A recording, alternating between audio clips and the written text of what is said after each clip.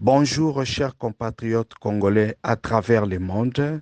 Toye lelo kolakisa bino site oyo okoki kotala ba actualité ya RDC na video.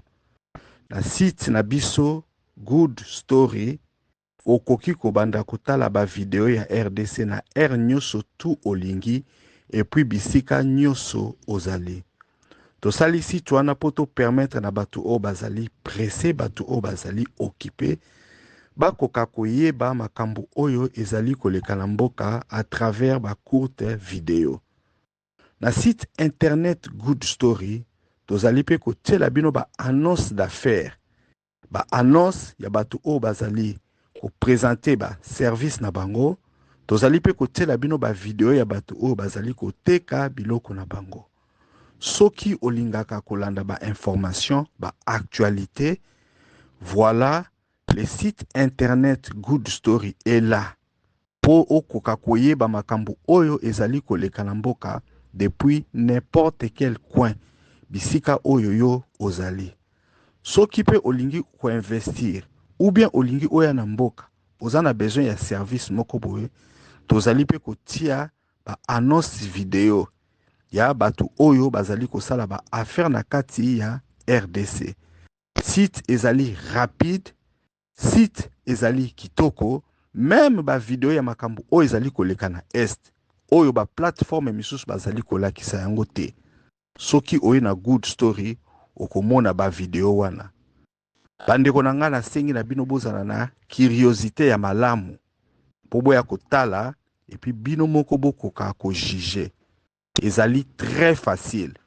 Okei kaka otape www.goodstory.co.za. Okomona ekobima wana soko lingo kena kote otala ba actualité, okotala ba actualité na video. Soki pe olingi okende otala ba video ya ba annonce d'affaires o bato baza kosala ba business, bazali ko offrir ba service, bazali ko teka biloko na kati ya RDC, okoki pe koya kotala yango. Soki ozali communicateur politique, olingi makambo ya politique ba activité o bozali na yango ekoka koyebana, oye komona biso. Soki ozali homme d'affaires, ozali na activité, ozali na entreprise, olingi pe ke batu bayeba ba bien na ba service oyo ozali ko offrir, okoki komona biso. Même soki business na yo ezali ya mokie, même soki business na yo ezali moyen, même soki business na yo ezali ya munene, toko assister yo pona okoka ko atteindre ba objectif na yo. To saleli ba Congolais site wana pour que les Congolais puissent se connecter et se retrouver dans une plateforme qui est 100% dédiée na ba Congolais. Pour ba makambo ezoleka na mboka na actualité, ba koka pe ko sala ba affaire et puis ba trouver ba opportunité. Une plateforme qui est très bien, une plateforme qui est très rapide, et loko tokosenga na bino boza kaka na curiosité pona bokoka kotala et puis bopesa biso ba avi na bino ndenge nini bokomona yango. Good Story ezali site ya kitoko, Good Story ezali site ya rapide, Good Story ezali site oyo eko permettre ba Congolais ba koka ko bongisa milliers des affaires na bango. En tout cas, tosengi na bino nyonso boya ko visiter yango www.goodstory.co.za. Bonjour, chers membres du débat national. Bonjour, chers compatriotes congolais. C'est Ricky Mongondo qui vous parle depuis Cape Town, toujours dans le cadre de notre émission Débat national, émission où nous analysons la situation en RDC, Débat national, émission où surtout nous donnons la parole à tous les Congolais depuis n'importe quel coin du monde. Donc voilà ceux qui osent Congolais, osent na eloko oyo olingi loba, osent na coup de gueule, osent na témoignage, osent na encouragement, osent na likamobo oyo monique na otokoki ko partager on a ba Congolais. Donc voilà, c'est tout simple. Au sali audio na yo, au tindeli biso yango na WhatsApp na plus 27 62 072 0611. Donc voilà, tu reçois audio na toko tia ba Congolais surtout bakoyoka yango. Débat national, ce n'est pas seulement une émission comme vous êtes en train de nous suivre, mais Débat national, c'est surtout un groupe WhatsApp, les meilleurs et les plus grands groupes WhatsApp na Katia RDC avec plus de 1000 membres où chaque jour nous lançons un sujet et nous discutons dans les respects ainsi que dans la démocratie. Donc voilà yo mutozo landangai s'occuper olingi okoma membre ya groupe WhatsApp débat national au bandara ko participer na ba débat auto la saka quotidiennement. Donc voilà, c'est tout simple au kekara na section na biso ya chaîne na biso Ricky Mongondo sur YouTube. Donc tout en haut na section ya ba commentaire au komona lien ya groupe, donc vous allez là-bas, vous cliquez et puis bon, comme membre et un groupe WhatsApp débat national, quand nous lançons les débats, vous aussi vous allez commencer à participer. Comme je ne cesserai de le dire, le groupe de débat national, c'est nous avons créé débat national pour avoir une communauté de Congolais conscients, bah Congolais oyo bazala ba fanatique ya ba homme politique, mais ba Congolais oyo batala ba homme politique na miso et puis ba demandaka bango ba compte. Donc voilà, si c'est la première fois que vous nous suivez sur YouTube. Donc voilà, c'est tout simple. En tout cas, toujours senga na yo okenda ko s'abonner na chaîne na biso, liker yango et puis partager yango na ba groupe WhatsApp ebele, partager yango na ba plateforme ebele, na ba réseaux sociaux ebele pour que la plupart des gens ba koka koyoka ba analyse na ba biloko oyo to kokaka kosala. Donc bandeko na nga lelo na eto solo là simplement puisque na vidéo na otie la bino comment est-ce qu'il y a un magicien qui est en train de faire un témoignage sur une TikTokeuse na kati ya église ya pasteur nani Kabundi Walesa. Donc na lobela yango. Donc c'est ça les principales sujets autres nango na kati ya émission oyo. Donc voilà, c'est un peu ça. Na koti kabino tout d'abord bolanda vidéo wana et puis ce que silito koka kosala analyse na yango. Donc voilà, je vous laisse suivre. Azo règne trop na TikTok. Elle règne beaucoup sur TikTok, TikTokeuse. Elle est venue me voir à la maison.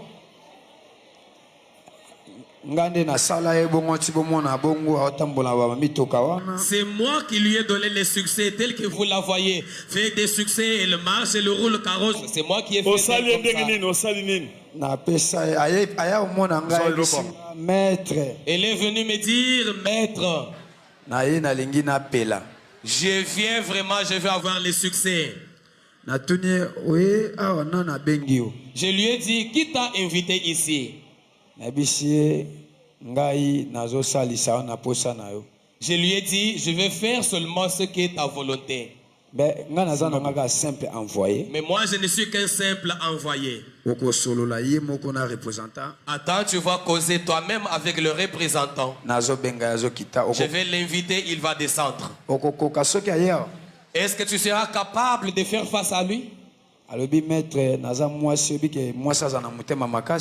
m'a dit, maître, je suis femme et en tant que femme, je suis courageuse.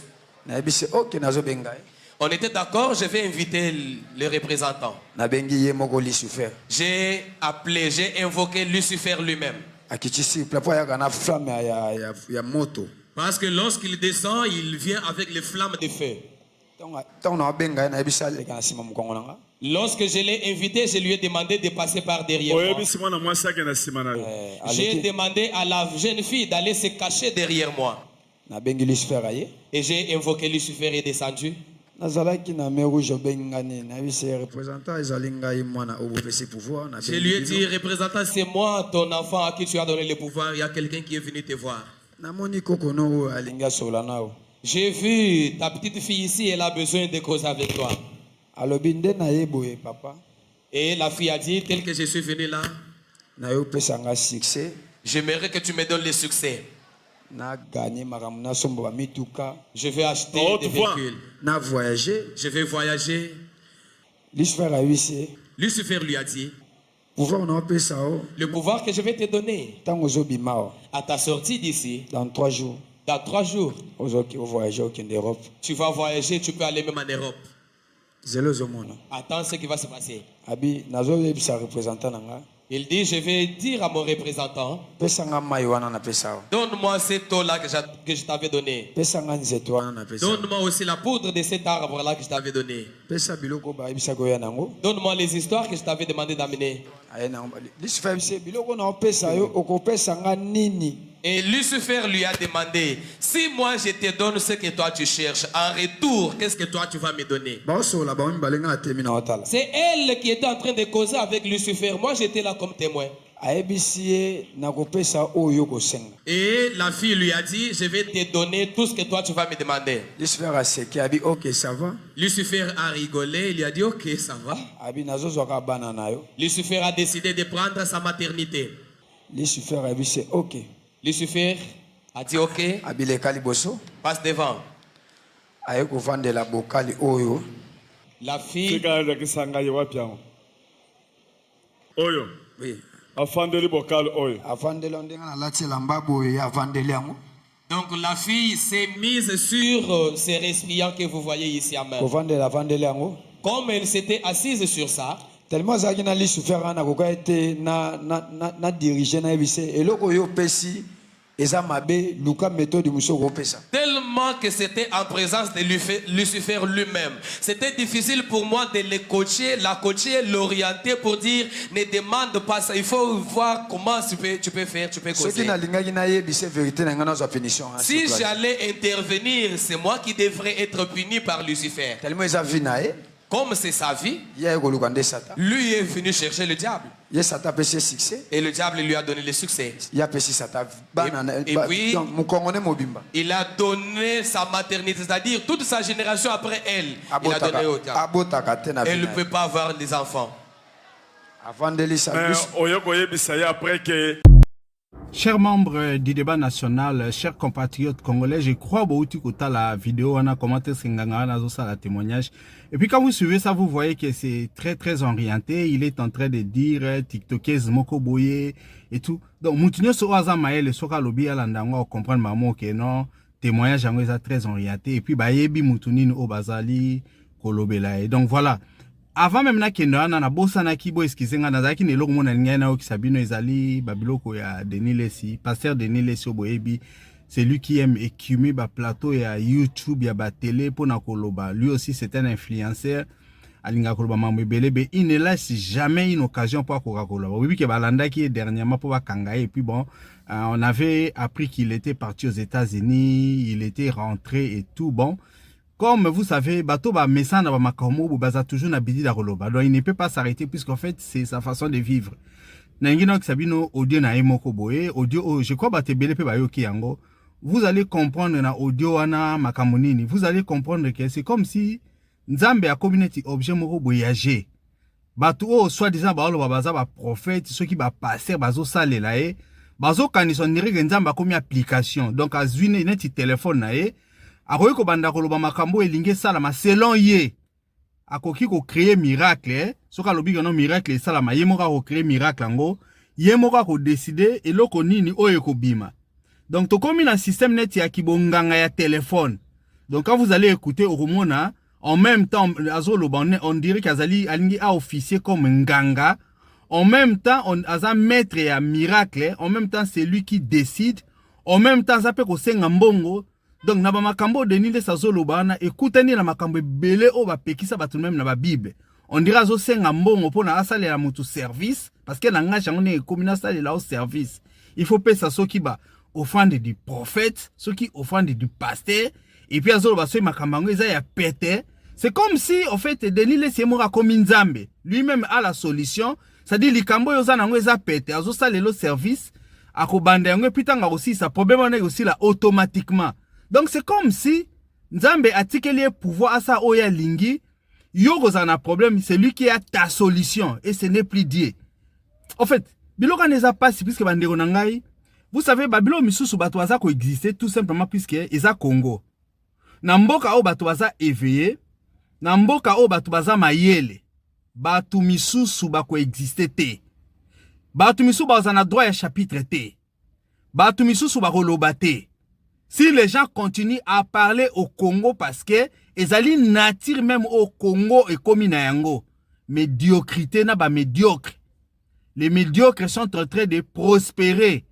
Les gens qui sont rationnels, les gens qui sont intelligents ne peuvent plus survivre na Congo. Yango na ebisa kibino na lobi ke non. Dani Félix Tshisekedi Azali président puisque c'est ce que les Congolais ont de meilleur.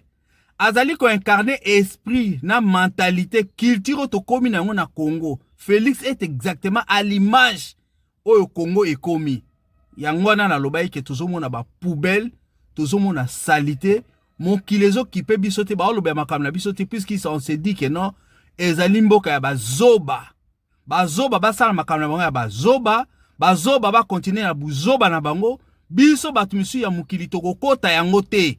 Yangwana ba otala biso batu misu ba omituna. Po ani ba lobe makamba ba congolais te. Po ani ba okipete bandeko na ngai to rêver ça.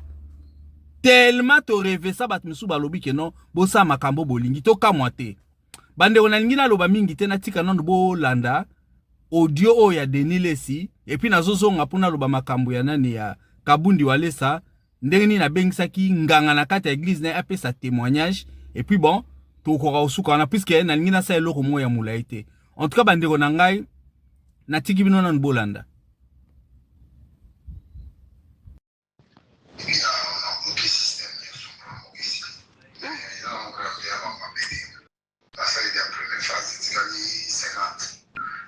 La salle 850, la salle 100 déjà, et puis 50 pour utiliser droit d'option. C'est le nombre de 18 et permet de tout évoluer. Merci beaucoup. Mes travail ici, au salato, au compléter un mot médical parce que mon frère le prophète est dans la Katikuna. Alors, dans la côte dans la phase, il y a renversement. Alors, donc, il faut compléter parce que moi, je ne peux pas me donner une offrande de prophète à moi-même. Donc, j'avais ajouté quelque chose, rien que pour tout comme un chiffre 700 €. Mais ce qu'il faut corriger, pour ça, 777 €.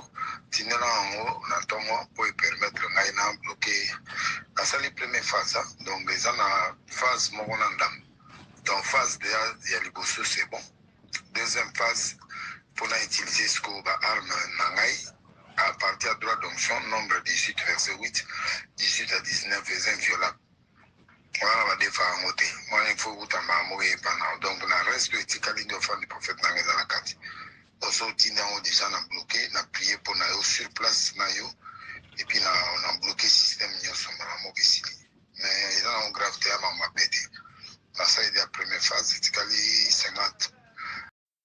Merci bandeko nanga ba congolais bino nyoso oyo boza kolanda en tout cas de plus en plus je vois beaucoup de monde bandi kolanda ba analyse ndenge toza kosala ndenge tolobaka na bino en tout cas tozaka na Congo moko tozaka na pays moko biso nyoso tout toko travailler pona mboka wana ekoka kokenda liboso en tout cas ndenge na lobaka kaka pona journée ebanda soko bandi journée na yo en tout cas journée o eza ya sika eza très essentiel okumisa mokeli na yo Dieu le créateur, nzambe wa sala biso, olamuki na tongo, okumisiye, olamuki na tongo, opesi mapamboli, epai na ye, puisque ce n'est pas mutu nyoso tu alamukaka.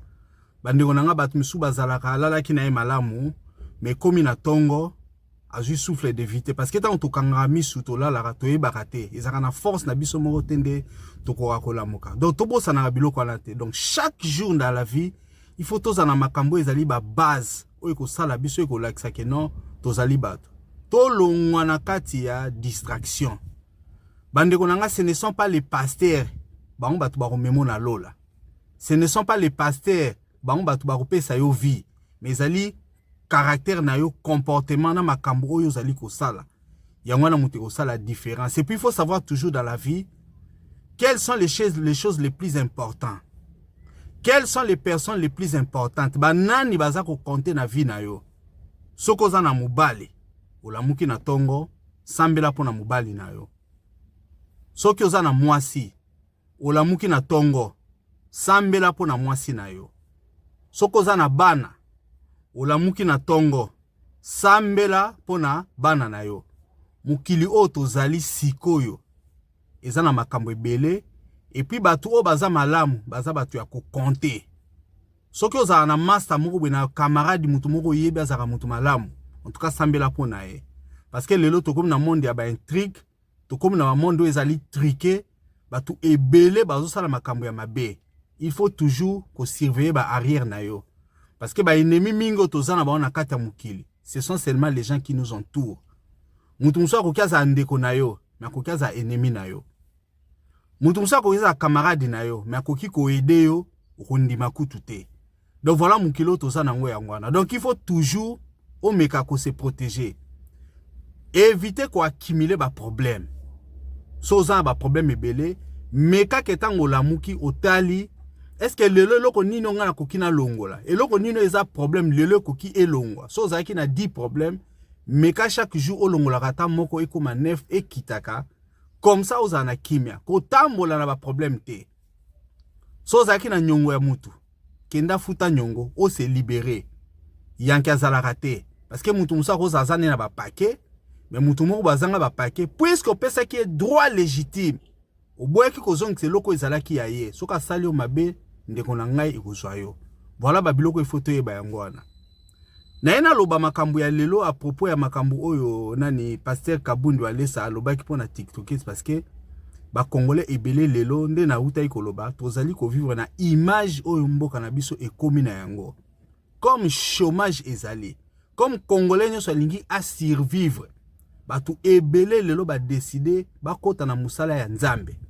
Na kokota yango batu pe ya fo bakomi ebele. Et loko ce que ezo sala ke batu bisusu ba o détecter bata mabete zali kala médiocrité. Soki buzo ba ekomi batu bazali sou na lucidité ya ko comprendre te. Et puis bate belé lelo bazo prétendre ko sambela bakomi ba paresseux. Ba ebite ke relation oya ko kiko établir na nzambe faut za relation ya one on one. Ye na nzambe. Yanga tokomi komona bate belé komi lelo sambelela ngai.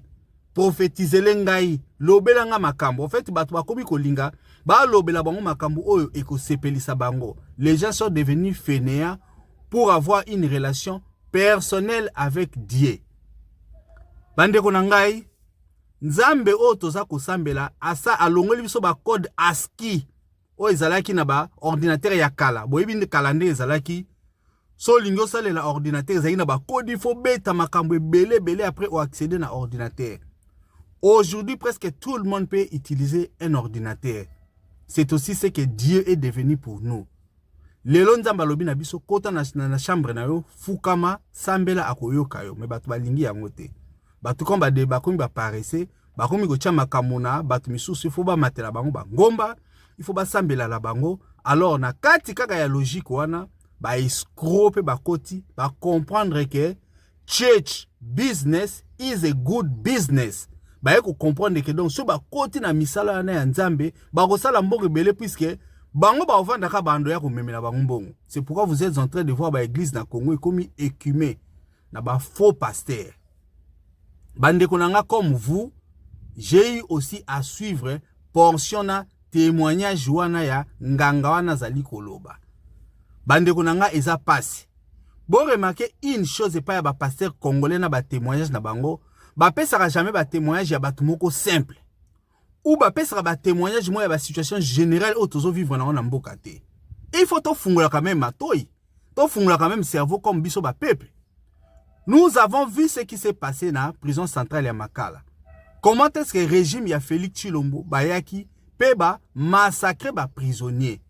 Quel est ce prophète o ayaki po aloba likamwana parce que c'était quelque chose qui était majeur. Na oyebi sabino parce que pour la batu misusu ba okanisa peut-être que moi je ne crois pas ou bien nazali athée ou comment je ne suis pas athée. En tout cas, je suis désolé pour la batu misusu mais je suis aussi chrétien.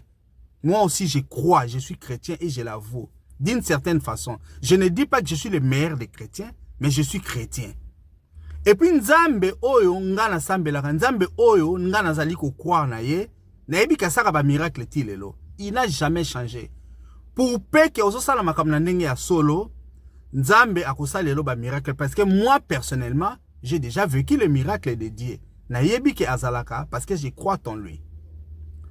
Bandeko na ngai, nous avons vu comment est-ce que nganga aye po apesa témoignage. Mais témoignage ou azopesa ezali orienté. Témoignage quand vous êtes en train de suivre ça, vous voyez que ezali qui témoignage ou ba prépara ki yango. Le pasteur là aille avoir à s'asseoir avec les nani nganga wana po ba loba témoignage wana ezala orienté, mais ezala orienté contre qui? ezala orienté contre une petite fille oyo azana vie na ya mondanité oyo a se déclaré que aza chrétien ou je ne sais pas azana forme ya vie na aza komene na TikTok pona akoka ko survivre parce qu'il faut savoir que pasi est commis tellement na Congo que nous savons que nos jeunes filles, nous savons que nos sœurs, misusu baza ko lukaka kapo ba survivre. Bazo survivre ndenge nini? Ba misu bazo kende kuna na ba Dubai, bazo ke kolia biloko ya salité. Ba misu baza ko survivre na prostitution et nous savons. Ba misu baza ko vivre na ba TikTokers on eza ba sel moyen oyo pesa bango bambongo. Et ça nous ne pouvons pas les blâmer parce que comme on dit toujours, la nature a horreur du vide. Soki l'État za kokoka kopesa misala te. Soki l'État za kokoka kofungola ba vie ya batu te, eh bien banzela efungwamaka yango moko. C'est pourquoi tozomona ba jeune fille wana baza kokena ba TikTokers po bakoka koluka vie. Et nous ne pouvons même pas les reprocher puisque soki mutu azwaki éducation ya bien te, soki mutu comprendre makambo ya bien te na niveau ya famille ou na niveau ya école, eh bien c'est ce qui il va ressortir. D'ailleurs pour na bato mingi ba bi makambo ya TikTok, ba lobi ke ba chinois ba baza na partie o ba utilisaka TikTok pour na ko apprendre makambo ebele ba pe na partie ba pekisaka ba jeune chinois ba yeba. Et puis na côté ya mabe ya TikTok ba chinois ba tikela ngo bato misusu et nous les Congolais soki to moni likambo to yaka ko utiliser toujours na côté ya mabe to koki ko reprocher ba Congolais na côté on a été puisque en fait si nous avions un leadership fort ba Congolais bazali pe na ndenge ba linga ba utiliser TikTok mais ça pe na bato misusu bazo utiliser na ndenge ya bien mais soki botali biloko o esalaka ba buzz la plupart des temps ezaka biloko o ezaka lié na buzoba et les Congolais de nature to komi kolinga biloko wana mingi to koki to batama na yango te soki to moni mutazolo ba biloko mo ya buzoba ou mutazo ba biloko mo eza na caractère sexuel biso toza kolinga yango wana pe ekre générer ba pasteur oyo bazali kolinga koloba biloko na ba réseaux sociaux ces pasteurs là bazali susu ko sala musala ya nzambe te ba misu ba komika ko sala ba biloko neti ya ba motivation ba misu ba komika ya ko pesa bato ba conseil matrimonial. Comment est-ce que tu dois être avec ton homme ou ta femme na kati ya mbeto ou comment est-ce que tu dois vivre. Ba misupe bazawana bazana ba problème na bango bazali ko régler yango directement na ba réseaux sociaux et nous sommes en train de voir ça. Bandeko na ngai ezali pasi puisque na niveau oyo pasteur nani walesa ayebani na niveau oyo aza kolinga asala makambo ya nzambe il devait se démarquer na ba makambo wana. Parce que qu'est-ce que vous remarquez sur bozota la banini ba prêche naye ou bien makambo ya église naye, vous remarquez directement que azali ko basé ba biloko naye na ba témoignage. C'est très rare ba loba ke ba bayi bisabatu ba rejoindre nzambe ba kende na royaume de cieux parce que objectif o batu ba kanango ya église eza objectif ya voyage. Il doit y avoir un voyage final où les chrétiens vont quitter ce monde pour aller voir leur Dieu, leur Seigneur Jésus-Christ. En tout cas, du moins, on a un objectif de l'église. Batu bakenda pe église pour bâtir kamabe pour qu'il y ait attente dans la société. Bandeko nanga, vous devez remarquer une chose. Soki batu ba sambelaka. En tout cas, na Congo, to sambelaka. Soki ba église ezaka na mukili. En tout cas, biso na Congo, ba église ezali. Soki ezalaki ke ba église na kosambela échangeaka makambu ou et développaka mboka. En tout cas, ceux qui pensent que yoka kayango, entre nous si on se regarde dans les yeux, le Congo ne devait pas être Congo au biso tozomona, mais on devait avoir un autre Congo. Mais ceux qui Congo sont à la kakaboye, c'est parce que to se poser la question, est-ce que to sambela kaya solo, est-ce que ba passer au toza ba passer ya solo? Moi je ne pense pas. Yangoana tozomona ba passer ba komi koluka ba moyen nyonso. Quitte à inventer des miracles, quitte à inviter des gens dans leurs églises, pour faire des témoignages, on pensait que tant que témoignage, c'est comme ça qu'ils vont communier avec Dieu. Vous devez savoir que une chose n'est pas seulement de prêcher les gens. Une autre chose est de changer les gens.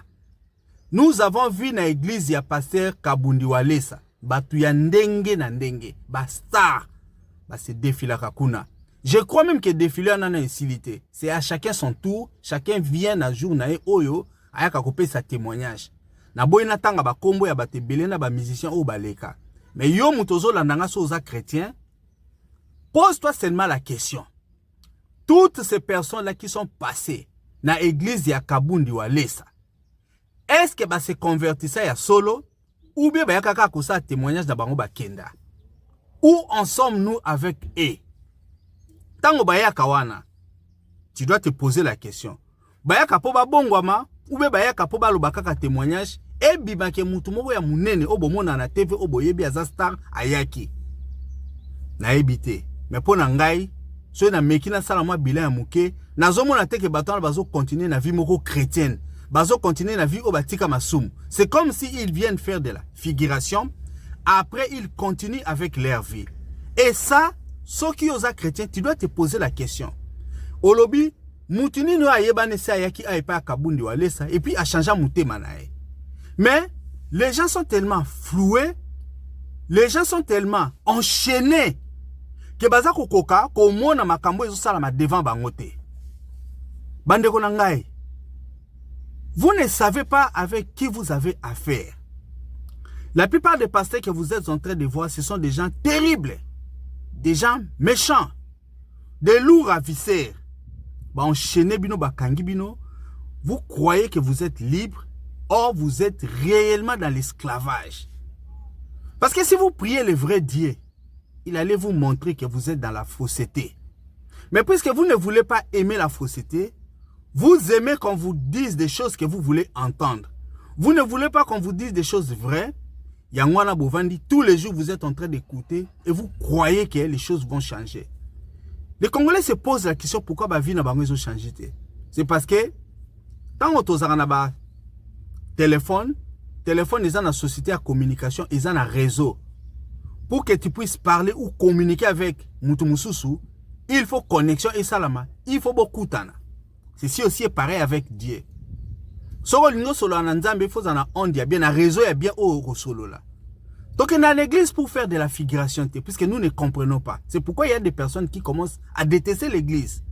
Si tu veux partir réellement à l'église au Sambela, il faut être sûr que pasteur bisika ozo kende azan alias ya solo na nzambe.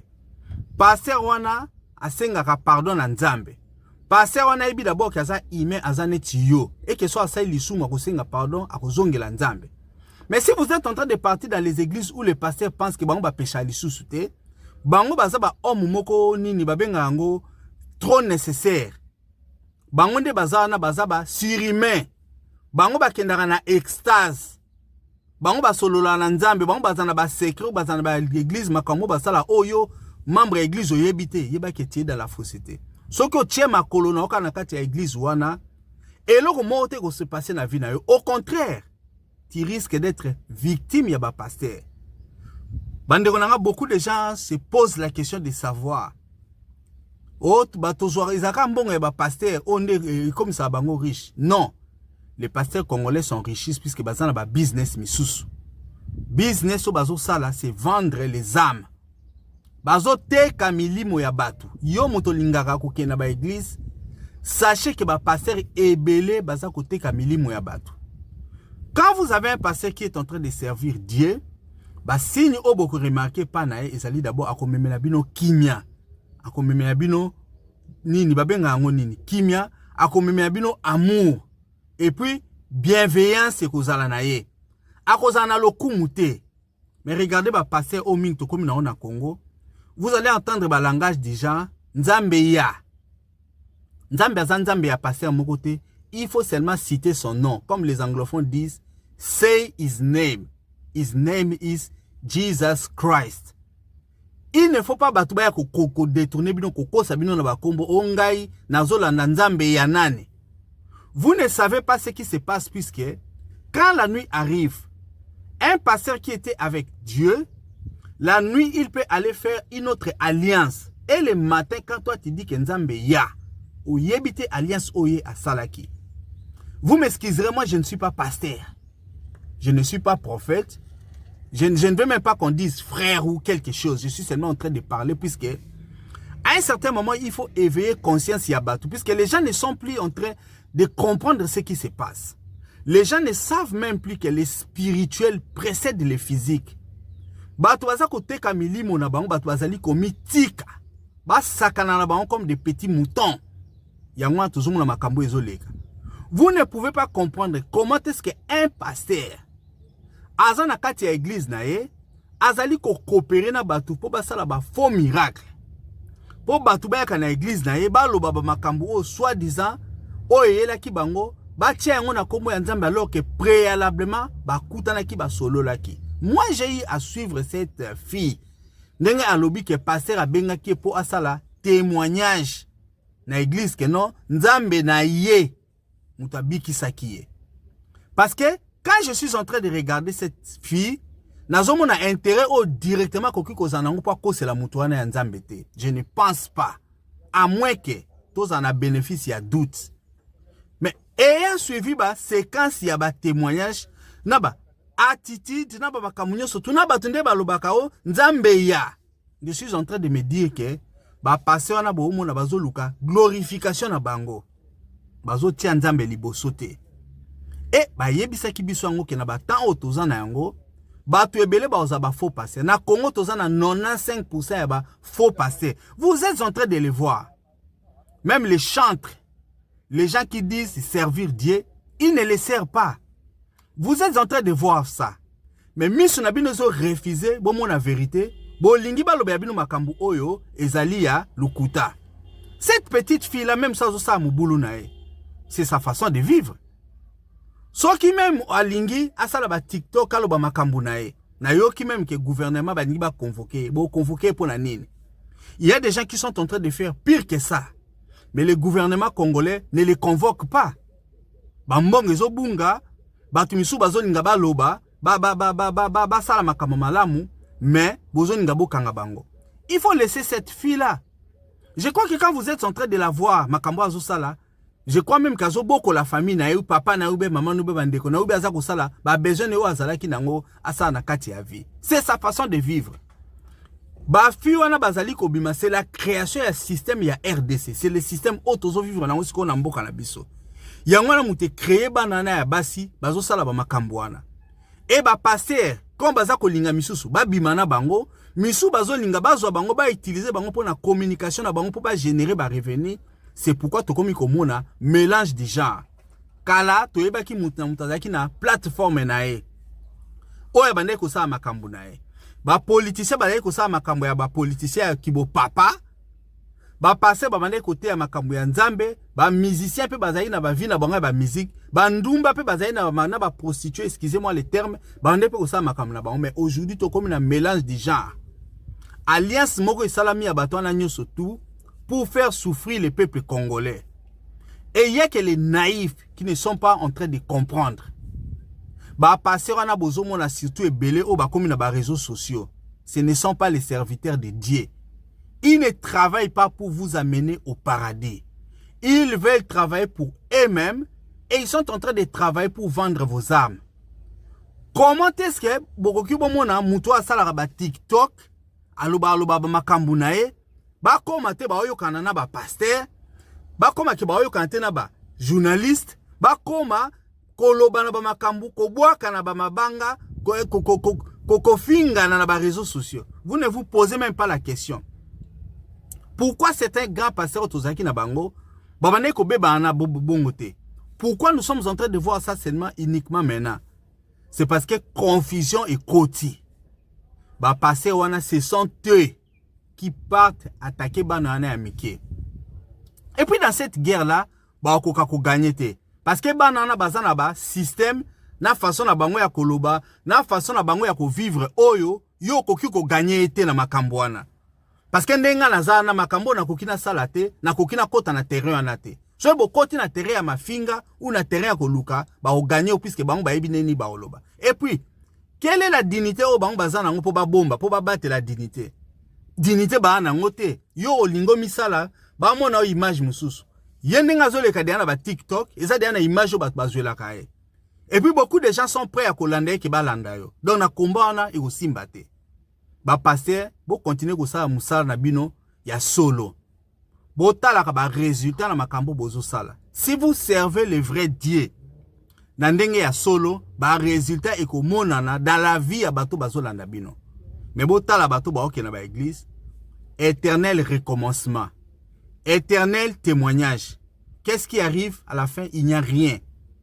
C'est pourquoi nous vous avons dit que non, alliance Mouri Salama na Congo entre les pasteurs, les musiciens, na les politiciens. Bazo kosaka bato. Soko ke na église, sambela nzambe. Loba ke non de na ye awa, bako kakoteka molimo na ngai te. Loba yango, bozo mona batebe bazo kufa. La plupart du temps, baza même pas que loba on a quatre églises que non tel a disparu, c'est parce que c'est le business qui est en train de se passer. Je suis en train de suivre beaucoup de témoignages, beaucoup de choses. Moi, personnellement, je n'avais pas compris ça. J'étais en train de me dire, mais non, fidèle à l'église, mais comment est-ce qu'elle s'est passée là, prospère? Petit à petit, on a dit qu'on a expliqué que non, loge bima, loge belé, batebe, bakuta na kabal, kabal, on a dit mbongo, bébé, ça va mon nouveau, bloc, moi, bien té. Bazadé, on a mbongo, ce bazu, recruter yo. Bongise l'église, soit sombe l'église, ou équiper l'église. L'église est commis moderne, surtout est commis bien. Bon, on a passé déjà l'équipe non à l'art. Passé moi à un bon on a bino ba mambo boza botale bo tchatcha ba nini ba mbongo et tout mais yé azana chèque na yo azoka chaque mois parce que c'est comme ça que les deals se passent. Yé déjà ba epse que non bon chaque mois ton opé sur ceux qui 20 000 ceux qui 30 000 je ne sais pas azu yango mais yo au bandara opé sabiso bato yango mona passer a commis arrogant passer moi ebi que non denga zana bwana loko bo lobelete bino ifu ba kaka ba église. Alors, il y a un système de témoignage, de prophétie, parce que c'est un package qui est ça la marque. Dans le bilo, quand on a comme ça, le mystique, c'est la magie, c'est la vie, en fait, bino bozan la bozan ba marchandise, mais bino bomo na ke boya ba église. Donc, yeba ke tango ya na église, passer à côté na buto sali ba bilo na kata église, à cotition na alliance pour un membre. So qui pose un musicien, tant aux na kata église il faut ba ke non, aux na kata orchestre. Yeba ko na autorité ya mukolo orchestre wana. Donc so linga sa ma beso za protéger te a olekayo. So qui po lingara politique, olandara leader politique. Yeba ke tant aux olandae, aux na kata alliance na yeso za na parti na ya ko kipe ko lekayo. Bandeko na ngai, beaucoup de choses sont en train d'être faites dans kati ya mboka wana. Il faut toyeba yango. Vous êtes en train de vous poser la question, mais pourquoi mon thème ma bezo mata? Mais c'est parce que ils ont mon kilo tozanango. To comme dans le monde il y a canaille. Batu baza sans état d'âme. Batu baza implacable. Moi na muninga mawate. Yangana bozomo na makamu nyoso ezo lekana na Congo. Ba fiana bozomo na ba tiktokers. Baza bato ba sololi na bango. Ba komi misika. Bo landa jeunesse na bango te. Ba passer wana bozomo na ba olobaka ba motivation ba koma misika. Bo landa makambo bo olobate. Yo talelaka bato baza proche na yo. Mwasi na yo, mubali na yo, bana na yo, bato oza na confiance na bango, oza na bango. Donc voilà, c'est un peu ça. Bandeko na ngeza message on a ki kusula na bino. Comme toujours, comme je vous ai dit, na chaque likamboué kozala, nous serons là pour parler. Nous serons là pour donner notre point de vue. Parce que objectif est zanini. Toningi ba Congolais batika na musika na mulilité. A défaut ba yiba biso ba mbongo ya peyinde bazo yiba kita ya mboka. Mais ndeko na ngai ne perdez pas âme na yo. Mutu azwa yo te. Parce que ce mutu ayibi âme na yo, ndeko na ngai ba okobisa o esclave. Nzamba pesa ki yo peut-être 80 ans ya vie, ba yibi on a 35 ans ou na 40 ans. 40 ans etikali ba zuyo ba ke ko komisa o esclave. Bon mona nde na oloba boy. Yana bat misu ba o regretter. Ezana bat misusu. Bazaki ba basi ba pasteur. Bazaki ba mibali ba pasteur. Lelo so ba cheke na kisi ya kufi aza esclave. Place avandi akamwe. Abi doyo zaki ne na misala ya mabebo. Lelo nga je me retrouve esclave. So ki bo moni paso bat misu ba omona po balandaki ba sali ya nzambe. Balandaki ba musicien, balandaki ba pasteur bo ndimate. Yo moto landingai. Balobaka un homme averti, on vaut deux. Yo kama kamo na lobby, o sauver vie na yo, o sauver âme na yo, o sauver moi si na yo, o sauver âme na yo. En tout cas, merci beaucoup. C'était Ricky Mongbondo depuis Cape Town. Bande konanga nazana besoin ba soutien na bino, nazana besoin ba idée na bino pour la battre surtout. Je vais partager avec vous. Si vous avez une information, vous avez quelque chose à dire, que ce soit à un niveau ya politique, ya religieux, ya spirituel. Ba idée ya makasi. Bande koto solo la to partager. Soko za neloko lingi ba Congolais ba ba benganga bandeko to partager et ba Congolais ba koyoka yango. C'est pour un Congo meilleur. To longwa na ignorance. Hein? To longwa na ignorance. Ba lobi même la Bible ni mon peuple périt faute de connaissance. Ignorance c'est ça ma casse. Et petit à petit, to aussi sa ignorance wana na mitu ya ba Congolais. En tout cas, merci beaucoup. Tout le monde en a prochainement.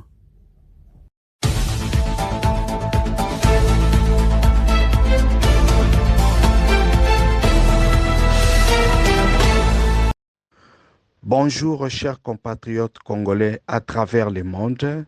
Toye lelo kolaki sabino site oyo okoki kotala ba actualité ya RDC na vidéo. Na site na biso Good Story okoki kobanda kotala ba vidéo ya RDC na R nyoso tu olingi et puis bisika nyoso ozali. Tosali site wana poto permettre na batu o bazali pressé, batu o bazali occupé, bakoka koyeba makambo oyo ezali koleka na mboka à travers ba courte vidéo. Na site internet Good Story, tozali pe kotiela bino ba annonce d'affaires. Ba annonce ya batu o bazali ko présenter ba service na bango, tozali pe kotiela bino ba vidéo ya batu o bazali ko teka biloko na bango. Soki olingaka kolanda ba information, ba actualité, voilà, le site internet Good Story est là. Po okoka koyeba makambo oyo ezali koleka na mboka depuis n'importe quel coin bisika oyo yo ozali. Soki pe olingi ko investir ou bien olingi oya na mboka, ozana besoin ya service moko boye, tozali pe kotia ba annonce vidéo.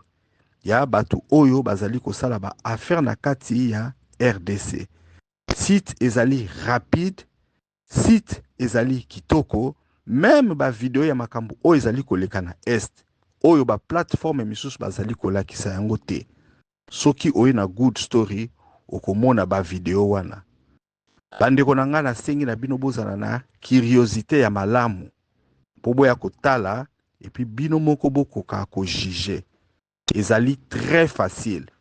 Ok, kaka o taper www.goodstory.co.za.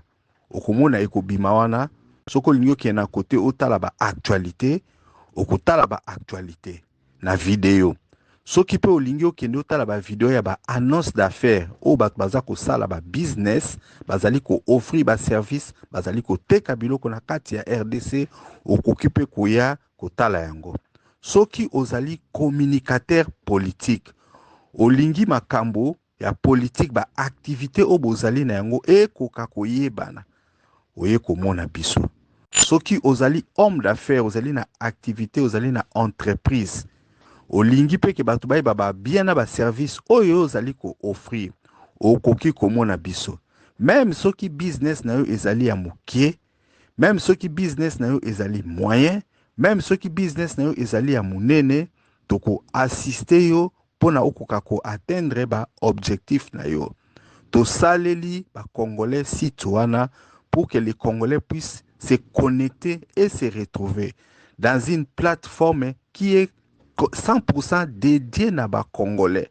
Pour ba makambo ezoleka na mboka na actualité, ba kokape ko sala ba affaire et puis ba trouver ba opportunité. Une plateforme qui est très bien, une plateforme qui est très rapide et loko tokosenga na bino boza kaka na curiosité pona bokoka kotala et puis bopesa biso ba avi na bino ndenge nini bokomona yango. Good Story ezali site ya kitoko. Good Story ezali site ya rapide. Good Story ezali site oyo eko permettre ba Congolais ba koka ko bongisa milliers des affaires na bango.